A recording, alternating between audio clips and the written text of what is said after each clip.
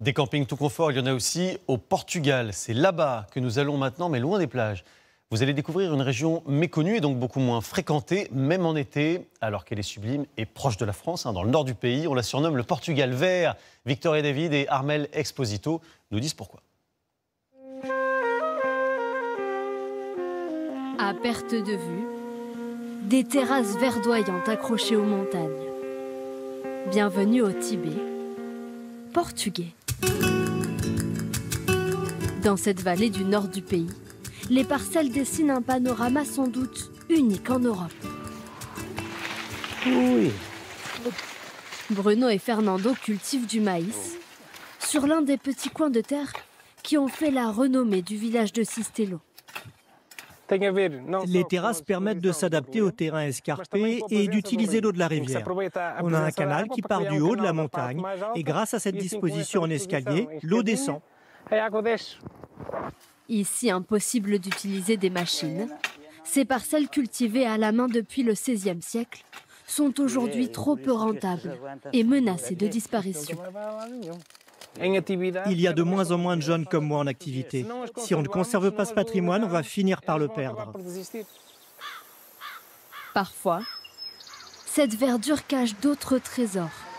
À quelques kilomètres de là, la cascade de Tahiti doit son nom aux eaux turquoises de ces piscines de granit. L'eau est cristalline, on voit parfaitement le fond.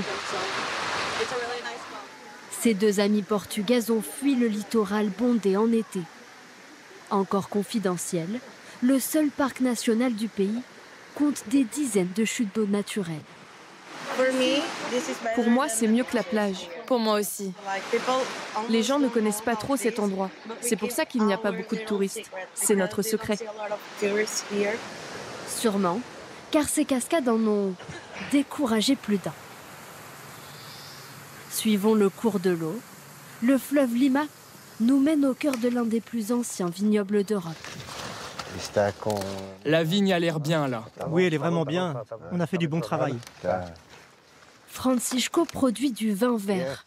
Rien à voir avec sa couleur.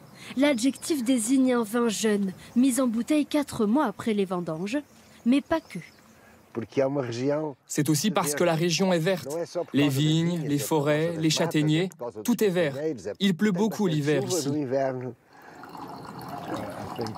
Un vin blanc léger et fruité, Santé. qui a su se faire une place au pays du Porto. La brise qui souffle depuis la mer apporte de la fraîcheur à notre vin. Nous ne connaissions pas le vin portugais et je suis vraiment content de découvrir ça. Rien n'est meilleur que le vin français, mais c'est presque aussi bon. Parmi toutes les montagnes du Portugal vert, l'une d'entre elles est sacrée. D'ici jusqu'à l'église, nous allons monter 584 marches. Vous êtes prêts à tester votre endurance? Ces touristes bulgares ont voulu se mesurer à l'escalier monumental du sanctuaire de Braga. Petite explication. Ça, c'est le premier escalier qui a été construit. Nous avons marché à travers le 19e siècle et là, nous allons découvrir la partie baroque datant du 18e. J'ai l'impression d'être dans un film fantastique. Je n'ai jamais vu ça. Une œuvre d'art conçue comme un pèlerinage, où même les fontaines sont à la disposition des visiteurs. Ça fait du bien, c'est frais. Bravo, c'est la fin. Vous avez réussi à grimper toutes les marches.